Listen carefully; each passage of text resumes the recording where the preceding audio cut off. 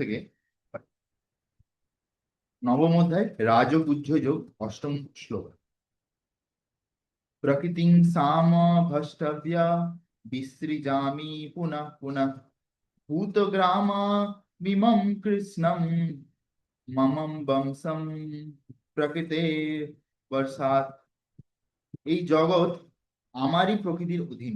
কৃষ্ণ বলছেন, অনুবাদ: এই জগৎ আমারই প্রকৃতির অধীন, তা প্রকৃতির বশে অবশ্যই আমার ইচ্ছার দ্বারা পুনঃ পুনঃ সৃষ্ট হয় এবং আমার ইচ্ছায় অন্তকালে বিনষ্ট হয়। তাহলে এই শ্লোক থেকে আমরা কি বুঝতে পারছি?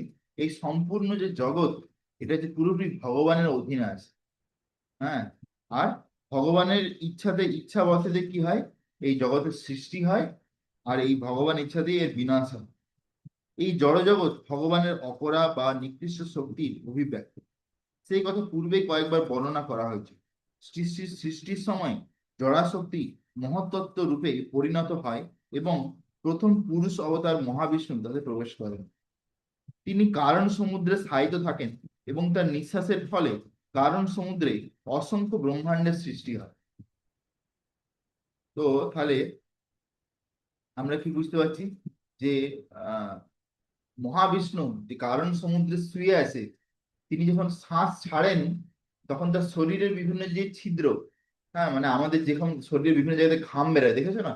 সেরকম প্রত্যেকটা ফুটো থেকে এক একটা করে ব্রহ্মাণ্ড বেরোচ্ছে মহাবিষ্ণু। ঠিক আছে, তারপরে কি হচ্ছে, যখন সেই ব্রহ্মাণ্ডের দিকে মহাবিষ্ণু তাকাচ্ছে একবার করে, হ্যাঁ তখন কি হয়, তার মধ্যে সৃষ্টি কার্য শুরু হয়।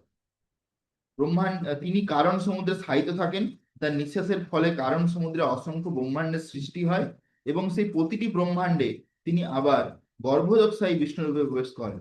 তাহলে যে কারণদক্ষায়ী মহাবিষ্ণুর যে দৃষ্টি, সেই দৃষ্টি যখন একটা ব্রহ্মাণ্ডের উপর পড়ে যায়, তখন কি হয়, সেই প্রত্যেকটা ব্রহ্মাণ্ডের ভিতরে আরেকটা বিষ্ণুর সৃষ্টি হয়। সেটা হচ্ছে গর্ভদক্ষায়ী বিষ্ণু। বুঝে গেছে? প্রতিটি ব্রহ্মাণ্ড এভাবেই সৃষ্ট হয়েছে। তিনি নিজেকে আবার ক্ষীরোদোৎসাহী বিষ্ণু রূপে প্রকাশিত করেন এবং সেই বিষ্ণু সর্বভূতে প্রবিষ্ট হন। আর ক্ষীরোদোৎসাহী বিষ্ণু তিনি এত মানে ছোট ছোট ভাবে প্রত্যেকটা অণু পরমাণু, প্রত্যেকটা জীবের হৃদয়ে সবকিছুর মধ্যেই প্রবেশ করেন। এখন জীবদের সম্পর্কে যা সংঘটিত হতে থাকে, তা হচ্ছে সেগুলিকে জড়া প্রকৃতির গর্ভে সঞ্চালিত করা হয়। এবারে যে জীব আর জীবাত্মা, এই জীবাত্মাদের কি হয়, জীবাত্মাকে জড়া প্রকৃতি যে দুর্গা দেবী, তার গর্ভেতে প্রবেশ করানো হয়। হম এবং তাদের অতীতের কর্ম অনুসারে তারা বিভিন্ন অবস্থা প্রাপ্ত হয়, তাদের কর্ম অনুযায়ী বিভিন্ন তাদের অবস্থা প্রাপ্ত হয়। এইভাবেই এই জড়জগতে কার্যকলাপ শুরু হয়। সৃষ্টির একেবারে শুরু থেকেই বিভিন্ন প্রজাতির জীবদের কার্যকলাপ শুরু হয়ে যায়। এমন নয় যে সবকিছু বিবর্তিত হয়েছে। ব্রহ্মাণ্ড সৃষ্টির সঙ্গে সঙ্গে একই সময়ে বিভিন্ন প্রজাতির সৃষ্টি হয়েছে। মানুষ, পশু পাখি সমস্তই একই সঙ্গে সৃষ্টি হয়েছে, কারণ পূর্বে কল্পের প্রলয়ের সময় জীবদের যেমন বাসনা ছিল, সেভাবেই তারা আবার অভিব্যক্ত হয়েছে। এখানে অবসম শব্দটি দ্বারা স্পষ্টভাবে বলা হয়েছে যে এই প্রক্রিয়াতে জীবদের কিছুই করার সামর্থ্য থাকে না। পূর্বের সৃষ্টিকালের মধ্যে তাদের পূর্ব জীবনে তাদের সত্তার যে অবস্থা ছিল, ঠিক সেভাবেই তারা আবার অভিব্যক্ত হয় এবং এ সবই সাধিত হয় শুধুমাত্র পরমেশ্বরের ইচ্ছাতেই। তো আমরা আগের দিন কি বুঝতে পেরেছি, কি পড়েছি ভাগবত গীতাতে, যে যখন ব্রহ্মা ব্রহ্মার যখন মৃত্যু হয়, হ্যাঁ ব্রহ্মার যখন মৃত্যু হয়, তখন এই পুরো ব্রহ্মাণ্ডে একটা প্রলয় হয়। এই প্রলয় হওয়ার পরে কি হয়, সমস্ত জীবরা গিয়ে মহাবিষ্ণুর শরীরে আশ্রয় গ্রহণ করে। তারপরে আবার যখন নতুন ব্রহ্মার জন্ম হয়, তখন কি হয়, তখন আবার সবকিছু সৃষ্টি কার্য শুরু হয়। হ্যাঁ, তখন সব জীবরা মহাবিষ্ণুর শরীর থেকে বেরিয়ে আবার জড়া প্রকৃতির ভিতরে যায়। তাদের গুণ আর কর্ম অনুযায়ী তারা বিভিন্ন ধরনের শরীর প্রাপ্ত হয়। বুঝে গেছে? তো সেটা এখানে বলছেন যে আহ সবই পরমেশ্বর ইচ্ছাতেই হয়। এটি হচ্ছে পরম পুরুষোত্তম ভগবানের অচিন্ত শক্তি। এবং বিভিন্ন জীব প্রজাতি সৃষ্টি করার পরে তাদের সঙ্গে তার কোনো সংস্পর্শ থাকে না। বিভিন্ন জীবের কর্মবাসনা পূর্ণ করবার জন্যই জড়জগতের সৃষ্টি হয় এবং তাই ভগবান এই জড়জগতের সঙ্গে লিপ্ত হন না। তো ভগবান জড়জগতে একরকম ভাবে ভগবানের ইচ্ছাতেই সৃষ্টি হয়েছে, কিন্তু ভগবান কিন্তু মানে জড়জগতে কোনো রকম কারোর উপরে কোনো জোর জবরদস্তি করেন। হ্যাঁ, যে আমি এটা বলছি তো এটাই করতে হবে, এরকম কোনো জোর জবরদস্তি ভগবান কার উপরে করেন না। প্রত্যেকে যে যার যে নিজের কর্ম করে এসছে, কর্ম নিয়ে এসছে, সে অনুযায়ী তারা শরীর প্রাপ্ত হয়। হ্যাঁ, দিয়ে তারপরে কি হয়, সে অনুযায়ী তারা একের পর এক শরীর পেতে থাকে কন্টিনিউ। Text number 9। না চ মাম তানি কর্মাণি নিবন্ধন্তি ধনঞ্জয় উদাসীনা বদাসীনা আসক্তম তেষু কর্মসু। হে ধনঞ্জয়, সেই সমস্ত কর্ম আমাকে আবদ্ধ করতে পারে না, আমি সেই সমস্ত কর্মে অনাসক্ত এবং উদাসীনের ন্যায় অবস্থিত। বলছে ভগবান কি বলছেন, এই জড়জগতের কোনো কিছু ভগবানকে কখনো আবদ্ধ করতে পারে না। এই জড়জগতের যা কিছু সবকিছু আমাদেরকে আবদ্ধ করতে পারে, কিন্তু ভগবানকে কখনো আবদ্ধ করতে পারে না। ঠিক আছে, তো সেটা এখানে বলছি। তাৎপর্য, এই সম্বন্ধে এটি মনে করা উচিত নয় যে পরম পরম পুরুষোত্তম ভগবান নিষ্ক্রিয়, তা চিন্ময় জগতে তিনি সক্রিয় হয়ে রয়েছেন। ব্রহ্ম সংহিতাতে বলা হয়েছে, আত্মা রামস্য তস্যাতি তস্যাস্তি প্রকৃতাং না সমাগম। তিনি তার শাশ্বত আনন্দময় ও চিন্ময় রসাত্মক লীলায় নিত্য তৎপর, কিন্তু এই জড়জগতের ক্রিয়াকলাপের সঙ্গে তার কোনো সংসর্গ নেই। সমস্ত জড়জাগতিক ক্রিয়াগুলি তার বিভিন্ন শক্তির দ্বারা সম্পন্ন হয়ে থাকে। যেমন আমরা দেখি যে আহ ধরো একটা দেশের প্রধানমন্ত্রী, সে কিন্তু কোথায়, দিল্লিতে ধরো কোথাও কোন জায়গায় বসে আছে, কিন্তু এই এই যে পুরো দেশেতে যা কিছু হচ্ছে সব তার অর্ডারেতেই হচ্ছে কিন্তু। হ্যাঁ, তো কিন্তু তাকে সবসময় সব জায়গায় কিন্তু আসতে হচ্ছে না। সেরকম ভাবে ভগবান গোলক ধামে লীলাবিলাস করছেন, তার শক্তির দ্বারা এখানে সবকিছু চলে যাচ্ছে, কন্টিনিউ হচ্ছে। ভগবান তার ভগবান তার সৃষ্ট জগতের সমস্ত জড়জাগতিক ক্রিয়াকলাপের প্রতি আহ, নিত্য উদাসীন থাকেন। এখানে উদাসীন বা কথাটির মাধ্যমে এই উদাসীনতার বর্ণনা করা হয়েছে। যদিও জড়জাগতিক কার্যকলাপের সূক্ষ্মাতি সূক্ষ্ম সবকিছু তার নিয়ন্ত্রণের অধীন, তবুও তিনি যেন উদাসীন হয়ে অবস্থান করেন। এই সম্বন্ধে হাইকোর্টের বিচারপতির আসনে অধিষ্ঠিত ন্যায়াধীশের দৃষ্টান্ত দেওয়া যায়। তার আজ্ঞায় কত ঘটনা ঘটে চলে। কারো প্রাণদণ্ড হয়, কারো কারাবাস হয়, আবার কারো আবার অসীম সম্পদ সম্পত্তি লাভ হয়, কিন্তু তবুও তিনি নিরপেক্ষভাবে উদাসীন হয়ে থাকেন। সেই সমস্ত লাভ ক্ষতির সঙ্গে তার কোনো সম্পর্ক নেই। তাহলে এখানে প্রভুপাদ খুব সুন্দর উদাহরণ দিয়েছে যে হাইকোর্টের যে জাজ হয়, তার আদেশে কি হচ্ছে, কোনো লোক বিশাল গরিব হয়ে যাচ্ছে, কেউ বিশাল বড় লোক হচ্ছে, কাউকে জেলে যেতে হচ্ছে, কারো প্রাণ চলে যাচ্ছে, কিন্তু তার সঙ্গে হাইকোর্টের জাজের কিন্তু কোনো লেনদেন নেই। ঠিক আছে, সেটা এখানে বলছি নিরপেক্ষ উদাসীন থাকে, সেই সমস্ত লাভ ক্ষতির সঙ্গে তার কোনো সম্পর্ক নেই।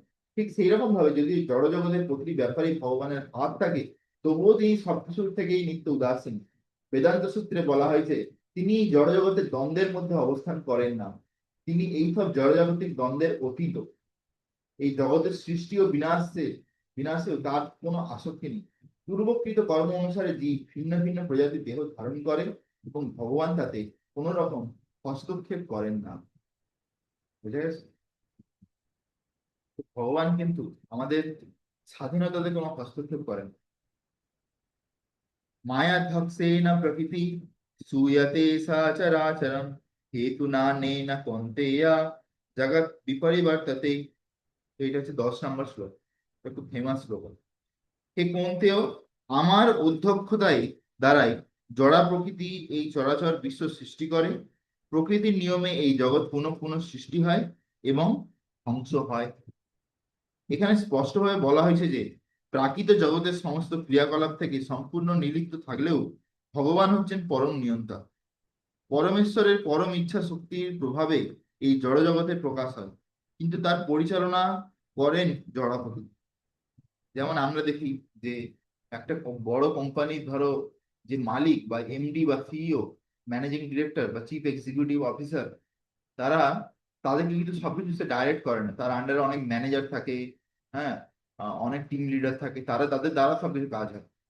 হ্যাঁ, সেই রকম ভাবে ভগবানের আন্ডারে কত লোক আছে, তারা সবাই এইসব কাজকর্ম দেখছেন। যেমন দুর্গা দেবী আছেন, ব্রহ্মাজি আছেন, বিভিন্ন দেব দেবতা। ঠিক আছে, সেরকম ভাবে এখানে বলছেন যে পরম ইচ্ছা শক্তির প্রভাবে জড়জগতে প্রকাশ হয় এবং তিনি কিন্তু তার পরিচালনা করেন জড়াপ্রভু। শ্রীকৃষ্ণ ভগবদ গীতাতে বলেছেন যে বিভিন্ন যোনি থেকে উদ্ভূত সমস্ত জীব প্রজাতির তিনি হচ্ছেন পিতা। মাতার গর্ভে বীজ প্রদান করে পিতা সন্তান উৎপাদন করেন, তেমনি পরমেশ্বর ভগবান তার দৃষ্টিপাতের মাধ্যমে জড়া প্রকৃতির গর্ভে সমস্ত জীবকে সঞ্চারিত করেন এবং এই সমস্ত জীব তাদের পূর্ব কর্মবাসনা অনুসারে বিভিন্ন বা ভিন্ন ভিন্ন রূপ ও যোনি প্রাপ্ত হয়ে প্রকাশিত হয়। এই সমস্ত জীবেরা যদিও ভগবানের দৃষ্টিপাতের ফলে জন্মগ্রহণ করে, কিন্তু তাদের পূর্ব কর্মবাসনা অনুসারে তারা ভিন্ন ভিন্ন দেহ প্রাপ্ত হয়। সুতরাং ভগবান স্বয়ং এই প্রাকৃত সৃষ্টির সঙ্গে প্রত্যক্ষভাবে যুক্ত নন, শুধুমাত্র তার দৃষ্টিপাতের ফলেই জড়া প্রকৃতি ক্রিয়াশীল হয়ে ওঠে। তার ফলে তৎক্ষণাৎ সম্পূর্ণ সৃষ্টি অভিব্যক্তি হয়। যেহেতু ভগবান মায়ার প্রতি দৃষ্টিপাত করেন, তখন নিঃসন্দেহে সেটিও তার একটি কার্যকলাপ, কিন্তু জড়জগতের সৃষ্টির অভিব্যক্তির সঙ্গে তার কোনো প্রত্যক্ষ সম্বন্ধ নেই। তো আমরা এতে কি বুঝতে পারছি? যখন মহাবিষ্ণুর শরীর থেকে এক এক করে ব্রহ্মাণ্ড বেরোয়, সেই ব্রহ্মাণ্ড গুলো পুরো জড় পদার্থ দিয়ে ভর্তি, মানে তাতে মহৎ তত্ত্ব আছে, কিন্তু সেই মহৎ তত্ত্ব বা জড় বা একটা ব্রহ্মাণ্ড, এই ব্রহ্মাণ্ডের উপরে ভগবানের দৃষ্টি যতক্ষণ পর্যন্ত না পড়ছে ততক্ষণ পর্যন্ত কিন্তু সেই ব্রহ্মাণ্ডে প্রাণের সৃষ্টি হয়। আর যেই ভগবানের দৃষ্টিপাত হয়ে যায় সেই ব্রহ্মাণ্ডের উপরে, সঙ্গে সঙ্গে তাতে দুটো জিনিস চালু হয়ে যায়। একটা হচ্ছে কালা বা টাইম বা সময়, আরেকটা হচ্ছে যে জীবা আর জীব, বিভিন্ন জীবেরা প্রবেশ করে। ঠিক আছে? তো সেটাই এখানে বলছে যে আহ হ্যাঁ, যেমন ভগবান মায়ের উপর দৃষ্টিপাত করেন তখন নিঃসন্দেহে সেটিও একটি কার্যকলাপ, কিন্তু জড়জগতের সৃষ্টি অভিব্যক্তির সঙ্গে তার কোনো প্রত্যক্ষ সম্বন্ধ নেই। স্মৃতিশাস্ত্রে এই সম্বন্ধে একটি দৃষ্টান্ত বলা হয়েছে। কারো সামনে যখন একটি সুবাসিত ফুল থাকে, তখন সেই ফুলের সৌরভ তার ঘ্রাণেন্দ্রিয়র সংযোগে ঘটে, কিন্তু প্রকৃতপক্ষে ঘ্রাণেন্দ্রিয় ও সেই ফুলটি পরস্পর থেকে পৃথক। দেখো কত সুন্দর উদাহরণ প্রভুপাদজি দিয়েছে। প্রভুপাদজি বলছেন যে ধরো আমার নাকের সামনে একটা ফুল আছে, ঠিক আছে, একটা ফুল আছে ধরো, সেই ফুলটাকে আমার কিন্তু নাকের একদম সামনে কিন্তু ছুঁতে হবে না। একটু দূর থেকে আমি বুঝতে পেরে যাব। হ্যাঁ, এবার বিভিন্ন লোক ফুলের গন্ধটা বিভিন্ন পরিমাণ দূর থেকেই সে বুঝতে পেরে যাবে। কিভাবে? তার নাকের ঘ্রাণ শক্তি কতটা বেশি সেই অনুযায়ী। যার যত ঘ্রাণ শক্তি বেশি, সে তত দূর থেকেই সেই ফুলের গন্ধ পেয়ে যাবে। তো সেইরকম ভাবে এখানে বলছে যে ভগবান এই যে একটা জড়া প্রকৃতির মধ্যে, মানে যেমন বীজ দেন বা মানে তার ভিতরে প্রাণ আর সময় বা কালচক্র যে সৃষ্টি করেন, এই জন্য জড়া প্রকৃতিকে স্পর্শ করতে হয় না। তিনি তার কারণ সমুদ্রে শুয়ে শুয়ে তার দৃষ্টিপাতের মাধ্যমেই সেটা করে ফেলেন। তো বুঝা গেছে যে ভগবানের দৃষ্টিপাত কত শক্তিশালী, সেটা জাস্ট ইমাজিন করুন। জড়জগৎ এবং ভগবানের মধ্যে এরকমই সম্বন্ধ রয়েছে। এই জড়জগৎ তার কিছুই করার নেই, কিন্তু তার দৃষ্টিপাত ও আদেশের মাধ্যমেই এই জড়জগৎ সৃষ্টি হয়। এই এর মর্মার্থ হচ্ছে ভগবানের পরিচালনা ব্যতীত জড়ার প্রকৃতি কিছুই করতে পারেন না। তবুও সমস্ত জড়জাগতিক কার্যকলাপ থেকে পরমেশ্বর ভগবান অনাসক্ত। হ্যাঁ, ভগবানের কিন্তু এই জড়জগতের প্রতি কোনো আসক্তি নেই, অনাসক্ত। অবজানান্তি মাম মূঢ়া মানসিং তনুমাশ্রিতম পরম ভাবং মজানন্তো মম ভূতম মহেশ্বরম, মম ভূতম মহেশ্বরম। তো এই যে শ্লোকটা আছে, শ্লোকটা খুব ইম্পর্টেন্ট শ্লোক। সেই জন্যে আহ, প্রভুপাদ এখানে খুব বড় তাৎপর্য দিয়েছে। Just one minute, জল খান।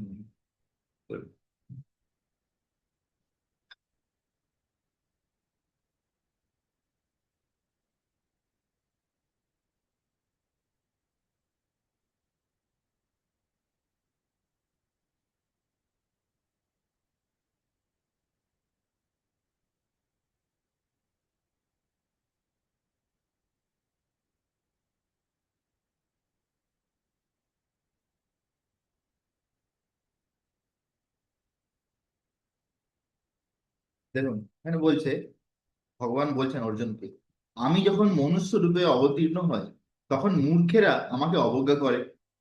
তারা আমার পরম ভাব সম্বন্ধে অবগত নয় এবং তারা আমাকে সর্বভূতের মহেশ্বর বলে জানে না। তো ভগবানকে শুধু সামনে চোখ থেকে দেখলেই কিন্তু ভগবানকে বুঝে যায়, বুঝে গেছে? যেমন দুর্যোধন, দুঃশাসন, তারপরে আহ দুর্যোধন, দুঃশাসন, তারপরে যে ইয়ে শকুনি, দুর্যোধনের মামা, এরা সবাই কিন্তু ভগবানকে চোখের সামনে দেখেছিল, কিন্তু এরা এত দুর্ভাগ্যবান ছিল যে এরা কিন্তু ভগবানকে ভগবান হিসেবে বুঝতেই পারেন, যে বা বিশ্বাস করেন যে কৃষ্ণ হচ্ছে ভগবান। ঠিক আছে? তো সেই জন্য এখানে বলছি যে যখন আমি মনুষ্য রূপে অবতীর্ণ হই, তখন মূর্খরা আমাকে অবজ্ঞা করে, তারা আমার পরম ভাব সম্বন্ধে অবগত নয়, তারা আমাকে সর্বপ্রতির মহেশ্বর বলে জানে না। এই অধ্যায়ে পূর্ববর্তী শ্লোকগুলির ব্যাখ্যা থেকে স্পষ্টভাবে উপলব্ধি করা যায় যে নররূপে অবতরণ করলেও পরমেশ্বর ভগবান সাধারণ মানুষ নন। সমস্ত সৃষ্টির সৃজন, পালন এবং সংহারকর্তা পরমেশ্বর ভগবান কখনোই একজন মানুষ হতে পারেন না। কিন্তু তবুও অনেক মূঢ় লোক মনে করেন শ্রীকৃষ্ণ একজন শক্তিশালী মানুষ মাত্র, তার চেয়ে বেশি কিছু নয়। প্রকৃতপক্ষে শ্রীকৃষ্ণ হচ্ছেন আদি পুরুষ পরমেশ্বর ভগবান।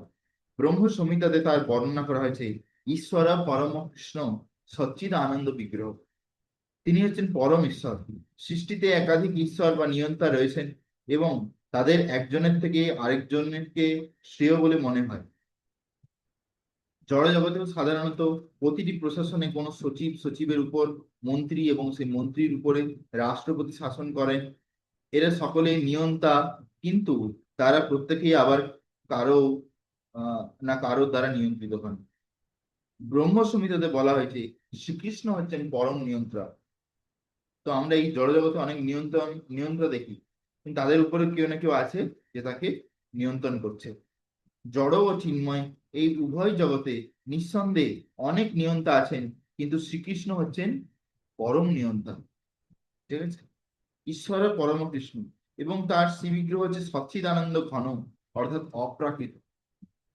তো ভগবানের যে বিগ্রহ, সেটা হচ্ছে কিন্তু স্পিরিচুয়াল, অপ্রাকৃত, সেটা কিন্তু কোনো প্রাকৃত বস্তু নয়, অপ্রাকৃত। পূর্ব শ্লোকগুলিতে বর্ণিত সমস্ত অদ্ভুত কার্যকলাপ সম্পাদন করা জড়জাগতিক কলেবর বিশিষ্ট মানুষের পক্ষে সম্ভব নয়। ভগবানের শ্রীবিগ্রহ সচ্চিদানন্দময়, যদিও তিনি একজন সাধারণ মানুষ নন, কিন্তু তবু মূঢ় লোকেরা তাকে একজন সাধারণ মানুষ বলে মনে করে, তাকে অবজ্ঞা করে। তার শ্রীবিগ্রহকে এখানে মানুষহীন বলা হয়েছে, কারণ কুরুক্ষেত্রের যুদ্ধে তিনি একজন রাজনৈতিজ্ঞ এবং অর্জুনের সখারূপে মানুষের মতন লীলা করেছিলেন। বিভিন্ন ভাবে তিনি একজন সাধারণ মানুষের মতো লীলা করলেও তার রূপ হচ্ছে সচ্চিৎ আনন্দ বিগ্রহ, শাশ্বত আনন্দ এবং জ্ঞানে পরিপূর্ণ। বৈদিক শাস্ত্রেও সেই কথা প্রতিপন্ন করা হয়েছে। সচ্চিৎ আনন্দ রূপায় কৃষ্ণায়, আমি পরম পুরুষোত্তম ভগবান শ্রীকৃষ্ণের চরণে প্রণতি জানাই, যার রূপ সচ্চিৎ আনন্দময়। বৈদিক শাস্ত্রে আরো অনেক বিবরণ আছে। তমেকম গোবিন্দম, তুমি হচ্ছে ইন্দ্রিয় সমূহের ও গাভীদের আনন্দ বর্ধনকারী গোবিন্দ, সচ্চিৎ আনন্দ বিগ্রহ। আর তোমার রূপ হচ্ছে শাশ্বত, জ্ঞানময় ও আনন্দময়। শ্রীকৃষ্ণের বিগ্রহ জ্ঞানময়, আনন্দময় এবং এই সমস্ত অপ্রাকৃত গুণাবলী সমন্বিত হওয়া সত্ত্বেও ভগবত গীতার অনেক তথাকথিত পণ্ডিত ব্যক্তিরা, ব্যাখ্যাকারেরা শ্রীকৃষ্ণকে সাধারণ মানুষ বলে অবজ্ঞা করে। পূর্ব জন্মের পুণ্যকর্মের ফলে এই ধরনের পণ্ডিত ব্যক্তি অসাধারণ প্রতিভাবান হতে পারে, কিন্তু শ্রীকৃষ্ণ সম্বন্ধে এই ধরনের ভ্রান্ত ধারণা তার জ্ঞানের স্বল্পতারই পরিচয়। তাই তাকে মূঢ় বলা হয়েছে, কারণ পরমেশ্বর শ্রীকৃষ্ণের অন্তরঙ্গ লীলাসমূহ এবং তার শক্তির বৈচিত্র্য সম্বন্ধে যারা অজ্ঞ, তারাই তাকে সাধারণ মানুষ বলে মনে করে। এই ধরনের মূঢ় লোকেরা জানে না যে শ্রীকৃষ্ণের বিগ্রহ পূর্ণ জ্ঞান ও আনন্দের প্রতীক। তিনি হচ্ছেন সমস্ত সৃষ্টির অধীশ্বর এবং তিনি যে কোনো জীবকে জড়জগতের বন্ধন থেকে মুক্ত করতে পারেন। শ্রীকৃষ্ণের এই সমস্ত অপ্রাকৃত গুণ সমূহের কথা না জানার ফলে এই ধরনের মূঢ় লোকেরা তাকে উপহাস করে। এই সমস্ত মূঢ় লোকেরা এটিও জানে না যে এই জড়জগতে পরম পুরুষোত্তম ভগবানের অবতরণ হচ্ছে তার অন্তরঙ্গ শক্তির একটি প্রকাশ। তিনি হচ্ছেন মায়া শক্তির অধীশ্বর, যে কথা পূর্বে কয়েকবার উল্লেখ করা হয়েছে, মম মায়া দূরত্বয়া। সেই অনুযায়ী তিনি ঘোষণা করেছেন যে অতি প্রবল মায়া শক্তি সর্বতভাবে তার অধীন। তাই তার চরণারবিন্দের শরণাগত হওয়ার ফলে যে কোনো জীব এই মায়ার নিয়ন্ত্রণ থেকে সম্পূর্ণভাবে মুক্ত হতে পারে। শ্রীকৃষ্ণের শরণাগত হওয়ার ফলে যদি বদ্ধজীব মায়া শক্তির প্রভাব থেকে মুক্ত হতে পারে, তাহলে সমগ্র বিশ্ব ব্রহ্মাণ্ডের সৃজন, পালন ও সংহারের পরিচালক স্বয়ং সেই পরমেশ্বর ভগবান কি করে আমাদের মতো জড় দেহধারী হতে পারে। হ্যাঁ? তো এখানে খুব সুন্দর জিনিস বলছে যে শ্রীকৃষ্ণের শরণাগত হওয়ার ফলে যদি বদ্ধ জীব মায়া শক্তির প্রভাব থেকে মুক্ত হতে পারে, হওয়া যায়। ধরো ধরো এই আমরা যে ভক্তি করছি, আমরা যদি ভালো করে ভক্তি করি, ভালো করে ভক্তি করে আমরা যদি শুদ্ধ নামের স্তরে আসতে পারি, শুদ্ধ নাম জপ করি, আমরা যদি শুদ্ধ ভক্তির স্তরে আসতে পারি, তখন আমরা এই প্রকৃতির যে তিনটে গুণ এর উপরে চলে যাব। প্রকৃতি যে দুর্গা দেবীর যে বন্ধন, সে বন্ধনের বাইরে আমরা বেরোতে পারি। সেইখানে এখানে বলছে যে যে যদি শরণাগত ভক্ত যদি মুক্ত হয়ে যেতে পারে, তাহলে যার ভক্তি তারা করছে সেই পরমেশ্বর ভগবান, সে কি করে বদ্ধ হতে পারে? অতএব শ্রীকৃষ্ণ সম্বন্ধে এই প্রকার ধারণা সম্পূর্ণ মূঢ়তাপূর্ণ। মূর্খেরা এটি হৃদয়ঙ্গম করতে পারে না যে সম্পূর্ণ মানুষের রূপ বিশিষ্ট পরমেশ্বর ভগবান শ্রীকৃষ্ণ ক্ষুদ্রাতি ক্ষুদ্র অণু থেকে শুরু করে বিরাট বিশ্বরূপ পর্যন্ত সবকিছুরই নিয়ন্তা হতে পারে। বৃহত্তম ক্ষুদ্রতম তাদের ধারণার অতীত। তাই তারা কল্পনা করতে পারেন না যে তার নরাকার শ্রীবিগ্রহ কিভাবে একই সঙ্গে অসীম ও অতি ক্ষুদ্রকে নিয়ন্ত্রণ করতে পারেন। বস্তুতভাবে ভগবান এই অসীম ও সসীমকে নিয়ন্ত্রণ করা সত্ত্বেও তিনি এই সৃষ্টির অভিপ্রকাশ থেকে সম্পূর্ণ স্বতন্ত্র হয়ে থাকেন। এটিই তার যোগম ঐশ্বরম অর্থাৎ অচিন্ত দিব্য শক্তি। যদিও মূঢ় লোকেরা কল্পনা করতে পারে না কিভাবে এই নররূপেই শ্রীকৃষ্ণ অসীম ও সসীমকে নিয়ন্ত্রণ করতে পারেন, কিন্তু শুদ্ধ ভক্তের সেই সম্বন্ধে কোনো সন্দেহ থাকে না, কারণ তিনি জানেন যে শ্রীকৃষ্ণ হচ্ছেন স্বয়ং পরম পুরুষোত্তম ভগবান। তাই তিনি শ্রী কৃষ্ণের চরণারবিন্দে শরণত ভাবে আত্মসমর্পণ করে কৃষ্ণ ভাবনায় ভগবত ভক্তি পরায়ণ হন। শ্রীকৃষ্ণের নররূপে অবতার সম্বন্ধে সবিশেষবাদী ও নির্বিশেষবাদীদের মধ্যে অনেক মতভেদ আছে, কিন্তু আমরা যদি শ্রীকৃষ্ণ তত্ত্ব সম্বন্ধীয় প্রামাণ্য শাস্ত্র ভাগবত গীতা ও শ্রীমদ্ ভাগবতের শরণাপন্ন হয়, তাহলে আমরা অনায়াসে বুঝতে পারি যে শ্রীকৃষ্ণ হচ্ছেন স্বয়ং পরম পুরুষোত্তম ভগবান। তো ভগবানকে বুঝতে গেলে কি করতে হবে? ভক্তি করতে হবে।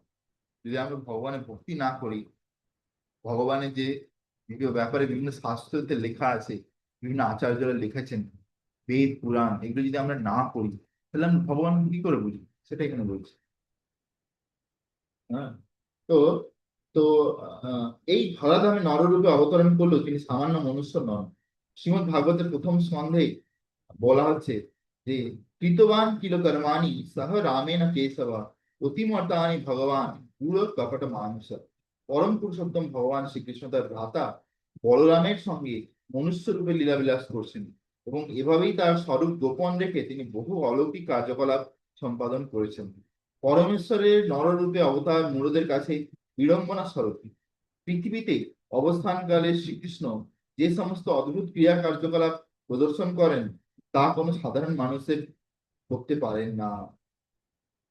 ঠিক আছে? তো যেমন কেউ যদি বলে যে ভগবান হচ্ছে এই নাকি একজন সাধারণ মানুষ, তাকে কি বলতে হবে? তাকে এটা বলতে হবে যে আপনি ভগবানকে সাধারণ মানুষ বলছেন, তাহলে আমি যদি আপনাকে বলি যে আহ ভগবান তো গোবর্ধন ধারণ করেছিল, হ্যাঁ, আপনিও গোবর্ধন ধারণ করুন তো দেখি। গোবর্ধন পর্বতকে উঠাতে পারবেন? গোবর্ধন পর্বত ছেড়ে দিন, একটা টেবিল উঠাতে পারবেন? টেবিল কড়ি আঙুল দিয়ে, যে সাত, তিনি ভগবান তো 7 দিন ধরে ধরে ধরে গেছিলেন, আপনি 7 ঘন্টা টেবিলটা ধরে রাখতে পারবেন? সেটাও পারবে না। তাহলে অথচ তারা কি বলে যে ভগবান নাকি সাধারণ মানুষের মতো। তো এখানে সেটাই বলছে যে পরমেশ্বরের নররূপ অবতার মূঢ়দের কাছে বিড়ম্বনা স্বরূপ। শ্রীকৃষ্ণ যখন তার পিতা ও মাতা বসুদেব ও দেবকীর সমক্ষে সর্বপ্রথম অভিভূত হন, তখন তিনি চতুর্ভুজ রূপ নিয়ে প্রকট হয়েছিলেন, কিন্তু মাতা পিতার বাৎসল্য প্রেমময়ী প্রার্থনায় তিনি একটি সাধারণ শিশুরূপ ধারণা করেন। বলা হয়েছে ভাগবতে, বহুব প্রাকৃত শিশু, তিনি একটি সাধারণ শিশু, একটি সাধারণ মানুষে পরিণত হয়েছিলেন।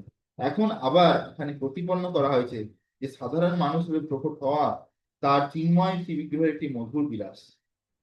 ভগবদ গীতার একাদশ অধ্যায়ে বর্ণনা করা হয়েছে যে অর্জুন শ্রীকৃষ্ণের চতুর্ভুজ রূপ দেখবার জন্য প্রার্থনা করেছিলেন। এই চতুর্ভুজ রূপ প্রকাশের পরে অর্জুনের প্রার্থনায় শ্রীকৃষ্ণ পুনরায় তার আদি মনুষ্য রূপ, ভগবানের বিবিধ রূপ বৈচিত্র্য সাধারণ মানুষের সাধ্য নয়। তো ভাগবত গীতাতে একটা অধ্যায় আছে, সেই অধ্যায়টার নাম হচ্ছে বিশ্বরূপ দর্শন। এই বিশ্বরূপ দর্শন যে অধ্যায়টা আছে সেখানে আমরা দেখতে পাবো আগে গিয়ে যে কিভাবে ভগবান অর্জুনকে তার বিশ্বরূপ দর্শন করায়। হ্যাঁ, কিন্তু যখন আহ অর্জুন এই বিশ্বরূপ দেখে, এই বিশ্বরূপ দেখে একটু ভয় পেয়ে যায় যে ভগবানের কত কত হাত, কত কত মুখ, কত দাঁত, কত চোখ। সে সে কি করছে, প্রত্যেকটা জীবকে তার মুখের, মানে প্রত্যেকটা জীবকে তার মুখের ভিতরে প্রবেশ করছে সব। হ্যাঁ, প্রত্যেকটা কৌরব সেনা, ভীষ্ম পিতামহ সবকে দাঁতে কামড়ে খাচ্ছে। মানে মৃত্যুর একটা মুখ হচ্ছে তার মৃত্যুর স্বরূপ, একটা মুখ দিয়ে আগুন বেরোচ্ছে, একটা মুখ দিয়ে জল বেরোচ্ছে। এরকম ভাবে পুরো সৃষ্টি তার বিশ্বরূপে দেখা যাচ্ছে। কিন্তু অর্জুন সেই রূপ বেশিক্ষণ দেখতে পারে না। তখন অর্জুন আবার প্রার্থনা করে যে ভগবান, আপনি আপনার ওই দ্বিভুজ শ্যাম সুন্দর মুরলীধর রূপ আবার ধারণ করুন। তখন ভগবান আবার অর্জুনকে তার দ্বিভুজ রূপ দর্শন করেন। তো সাধারণ মানুষ এই রূপ বৈচিত্র্য বুঝতে পারে না। কিছু লোক যারা মায়াবাদের দ্বারা কলুষিত হওয়ার ফলে শ্রীকৃষ্ণকে উপহাস করে, তারা শ্রীকৃষ্ণকে সাধারণ মানুষ বলে প্রতিপন্ন করার উদ্দেশ্যে শ্রীমদ্ ভাগবতের এই শ্লোকটি উদ্ধৃত করে। অহং সর্বেষু ভূতেষু ভূতাত্মা অবস্থিত সদা। আমি সর্বদা সমস্ত জীবের মধ্যে পরমাত্মা রূপে অবস্থান করি। শ্রীকৃষ্ণকে উপহাসকারী অনাধিকারী ব্যক্তিদের মনোকল্পিত ব্যাখ্যার অনুসরণ না করে এই শ্লোকের তাৎপর্যে ছিল জীব গোস্বামী ও ছিল বিশ্বনাথ চক্রবর্তী ঠাকুর আদি বৈষ্ণব আচার্যদের ব্যাখ্যা অনুসারে বুঝতে চেষ্টা করা উচিত। এই শ্লোকের টিকায় ছিল জীব গোস্বামী বলেছেন যে শ্রীকৃষ্ণ পরমাত্মা রূপে স্থাবর ও জঙ্গম সমস্ত জীবের মধ্যে অবস্থান করেন। তাই তার প্রকৃত ভক্ত কেবল মন্দিরে প্রতিষ্ঠিত ভগবানের অর্চামূর্তির পরিচর্যায় ব্যস্ত, কিন্তু অন্যান্য জীবদের সম্মান দিতে জানে না, তার অর্চা পূজা ব্যর্থ। তিনি তো এর থেকে আমরা বুঝতে পারছি যে শুধু ভগবানকে সম্মান করলে হবে না, প্রত্যেকটা জীবকেও সম্মান করা উচিত। প্রত্যেকটা জীবের ভিতরে ভগবান পরমাত্মা রূপে আছে। সেই জন্য আমরা প্রত্যেকটা বৈষ্ণব, বৈষ্ণবকেও আমরা সম্মান করি। শুধু বৈষ্ণব না, বাইরের লোকদেরকেও সম্মান করা উচিত। হ্যাঁ, প্রত্যেকটা জীবকে সম্মান করা উচিত। হ্যাঁ, আর আর বাকি কি, কেননা প্রত্যেকটা জীবের হৃদয়ে ভগবান বিরাজমান আছেন। যেমন একটা শ্লোক আছে না, আহ যে ব্রাহ্মণে গাভী হস্তিনে, বিদ্যা বিনয় সম্পন্নে ব্রাহ্মণে গাভী হস্তিনে, শুনি চাইব সপাকে চ পণ্ডিতা সমদর্শিনী। যে আসল পণ্ডিত ব্যক্তি, তার লক্ষণ কি, সে যে বিদ্যা অর্জন করেছে, বিদ্যা মানে পুঁথিগত বিদ্যা নয়, যে গুরুদেবের কৃপায় যে বিদ্যা প্রকাশিত হয়, দিব্য জ্ঞান হৃদয়ে প্রকাশিত, সেই যে জ্ঞান যখন একজন ব্যক্তির হৃদয়ে প্রকাশিত হয় তখন কি হয়, বিদ্যা বিনয় সম্পন্ন, সে ফার্স্ট কোয়ালিটি তার মধ্যে আসবে, সে হচ্ছে বিনয়ী হবে, হাম্বল হবে, বিনয়ী, সবাইকে সম্মান দেবে, নিজে কত নগণ্য সেটা দেখতে শিখবে। বিদ্যা বিনয় সম্পন্নে ব্রাহ্মণে গাভী হস্তিনে। ব্রাহ্মণ মানে ব্রাহ্মণ, গাভী মানে গায় বা গোমাতা, আর হস্তিনে মানে হস্তি মানে হাতি। সে একটা ব্রাহ্মণকে, একটা গোমাতাকে, একটা হাতিকে সমান চোখে সে দেখে। শুনি চাইব সবাকে চা, ইভেন সে যদি একটা চন্ডালকে দেখে বা একটা কুকুর ভক্ষণকারী লোককেও দেখে, তাকেও সমান চোখে দেখে।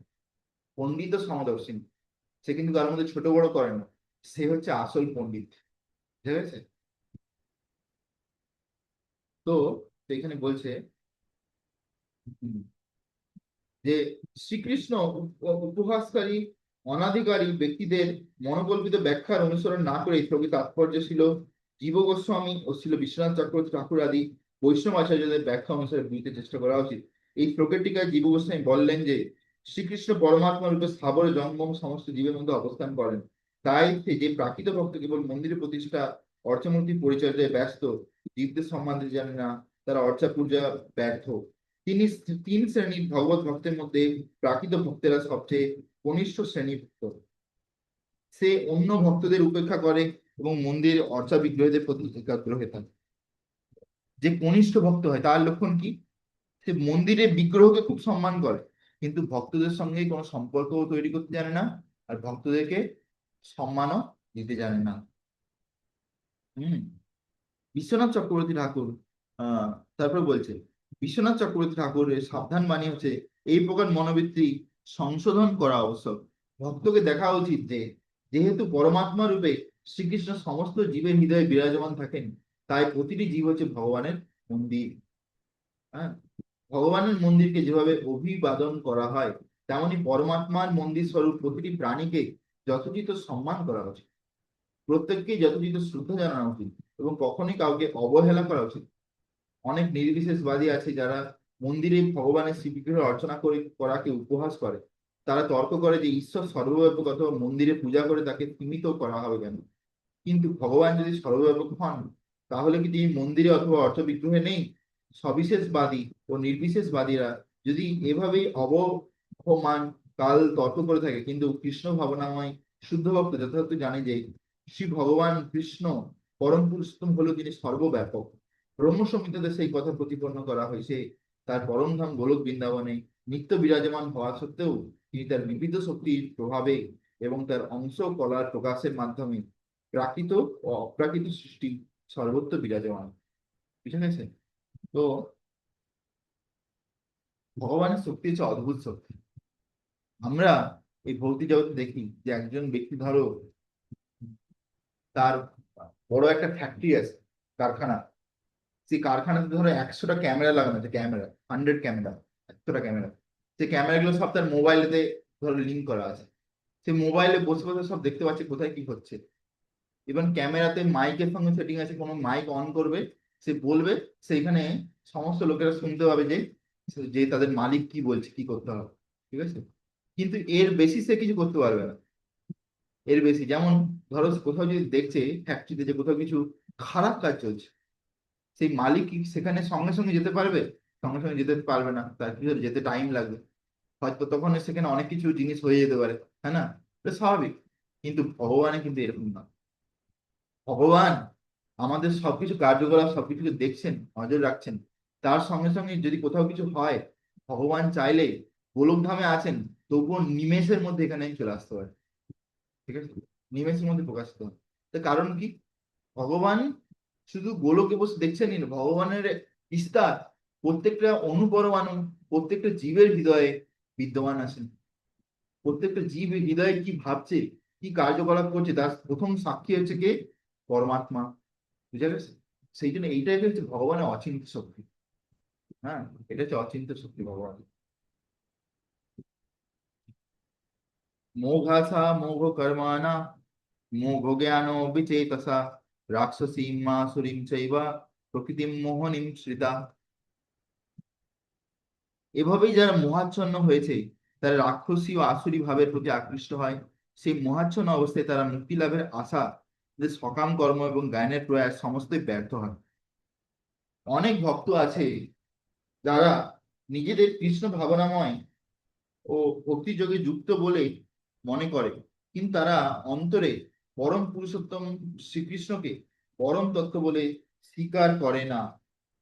তারা কোনোদিনই ভক্তিযোগের ভক্তিযোগের ফলস্বরূপ ভগবত ধাম প্রাপ্ত হতে পারে না। তেমনি যারা সকাম পুণ্যকর্মে নিয়োজিত এবং যারা পরিশেষে এই জড় বন্ধন থেকে মুক্তি লাভের আশা করছে, তারা কোনোটিতেই সফল হবে না। কারণ তারা পরমেশ্বর ভগবান শ্রীকৃষ্ণকে উপহাস করে। আহ, পক্ষান্তরে তাহলে আমরা কি বুঝতে পারছি? যে আহ ভগবানকে ভগবানকে সবার প্রথমে আমাদেরকে ভালোবাসতে হবে, শ্রদ্ধা করতে হবে। তারপরে একজন প্রামাণিক গুরুর আশ্রয় গ্রহণ করে কি করতে হবে? আমাদেরকে শ্রবণ করতে হবে, ভক্তি করতে হবে। তারপরে আমরা কি হবে? ভগবানকে আমরা বুঝতে পারবো। আর তারপর ভগবানকে যখন বুঝতে পারবো, তখন আমরা জড় বন্ধন থেকে মুক্তি লাভ করবো। পক্ষান্তরে যে সমস্ত মানুষ ভগবান শ্রীকৃষ্ণকে উপেক্ষা করে, তারা আসরিক ভাবাপন্ন কিংবা নাস্তিক। ভগবদ গীতার সপ্তম অধ্যায়ে তাই বলা হয়েছে যে এই ধরনের আসরিক ভাবাপন্ন দুষ্ট লোকেরা কখনোই ভগবান শ্রীকৃষ্ণের শরণাগত হয় না। তাই পরম তত্ত্বজ্ঞান লাভের জন্য তারা মনোধর্ম প্রসূত জল্পনা কল্পনার মাধ্যমে সিদ্ধান্তে উপনীত হয় যে সাধারণ জীব ও শ্রীকৃষ্ণের মধ্যে কোনো পার্থক্য নেই। এই ভ্রান্ত ধারণার বশবর্তী হয়ে তারা মনে করে যে তাদের মানুষ্য দেহ এখন মায়ার দ্বারা আবৃত হয়ে আছে, কিন্তু যখন কেউ তার দেহ থেকে মুক্ত হবে, তখন তার ও ঈশ্বরের মধ্যে কোনো পার্থক্য থাকবে না। দেখো, মায়াবাদীরা মনে করে যে তারা যখন উন্নত স্তরে চলে যায়, তারা ভগবান হয়ে যায়। কিন্তু আমরা কোনোদিন দেখেছি ভগবানের কোনো রোগ হয়েছে? হয়নি। কিন্তু মায়াবাদীদের কত রকম রোগ হচ্ছে, ক্যান্সার, কারো ব্লাড প্রেশার, সুগার। তাই সে যদি ভগবান হয় সত্যিকারের, তার এত কিছু রোগের দরকার কি, তো ওষুধ খাওয়ারও দরকার নেই, তাই না? সেটাই। তো এখানে সেটাই বলছি, মোহগ্রস্ত চিন্তাধারার ফলে শ্রীকৃষ্ণের সঙ্গে এক হওয়ার এই প্রচেষ্টা তা কোনো দিনই সফল হয় না। পারমার্থিক জ্ঞানের ক্ষেত্রে এই ধরনের নাস্তিক্য ও আক্ষরিক অনুশীলন সর্বদা নিষ্ফল হয়। এটি হচ্ছে শ্লোকের নির্দেশ। এই ধরনের লোকেদের দ্বারা বেদান্ত সূত্র, উপনিষদ আদি বৈদিক শাস্ত্র থেকে জ্ঞান অনুশীলন চিরকালীন নিষ্ফল ও ব্যর্থ হয়। দেখো, এই জন্য শিলা প্রভুপাদ আর আমাদের গুরু মহারাজ বারবার বলেন যে আমাদেরকে পরম্পরা থেকে শোনা উচিত, যার তার কাছ থেকে শোনা উচিত না। আজকাল ইউটিউবের যুগ, আমরা কি করি, যার তার কাছ থেকে শুনে নিই। কিন্তু আমাদের স্ট্রিক্টলি আমাদের গুরুদেব প্রভুপাদ বা সেই গুরুদেবের যদি কেউ গুরুদেব থাকে, এই ধরনের এর থেকে বেশি কারো কাছ থেকে বেশি শোনা উচিত না। বা আমাদের ইসকনে কিছু প্রামাণিক সন্ন্যাসী বৈষ্ণবের কাছ থেকে শোনা যেতে পারে। হ্যাঁ, সুতরাং পরম পুরুষোত্তম ভগবান শ্রীকৃষ্ণকে একজন সাধারণ মানুষ বলে মনে করা মহা অপরাধ। যারা তা করে তারা অবশ্যই বিভ্রান্ত, কারণ তারা শ্রীকৃষ্ণের শাশ্বত রূপ হৃদয়ঙ্গম করতে পারে না।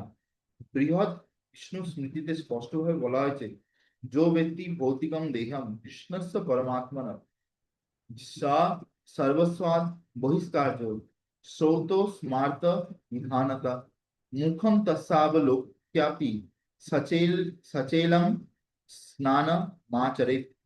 যে শ্রীকৃষ্ণের শিবিগ্রহকে প্রাকৃত দেহ বলে মনে করে, তাকে শ্রুতি ও স্মৃতি শাস্ত্রের সমস্ত বিধান থেকে বহিষ্কৃত করা উচিত। এবং ঘটনাক্রমে যদি কখনো তার মুখ দর্শন ঘটে, তার ফলে সেই পাপ থেকে মুক্ত হওয়ার জন্য এবং সংক্রমণ থেকে রক্ষা পাওয়ার উদ্দেশ্যে তাকে তৎক্ষণাৎ গঙ্গা স্নান করা উচিত। পরম পুরুষোত্তম ভগবান শ্রীকৃষ্ণকে তারাই উপহাস করে যারা তার প্রতি ঈর্ষা করায়। তো আমরা এই জগতে এসেছি ভগবানের প্রতি ঈর্ষার কারণে, প্রত্যেকটা জীব এসছে। তো আমরা যদি ভগবানের প্রতি যে ঈর্ষা আর প্রত্যেকটা জীবের প্রতি যে ঈর্ষা, এই ভাবটাকে যদি আমরা দূর করতে পারি, বরঞ্চ আমরা যদি ভগবানকে আর প্রত্যেকটা জীবকে ভালোবাসতে পারি, তাহলে আমরা আবার ভৌতিক ভৌতিক জগৎ থেকে আধ্যাত্মিক জগতে ফিরে যেতে পারবো। ঠিক আছে? তাদের নিয়তি হচ্ছে জন্ম জন্মান্তর ধরে নিশ্চিত ভাবে বারবার আসরিক নিঃসারবাদ জনিতে জন্মগ্রহণ করা।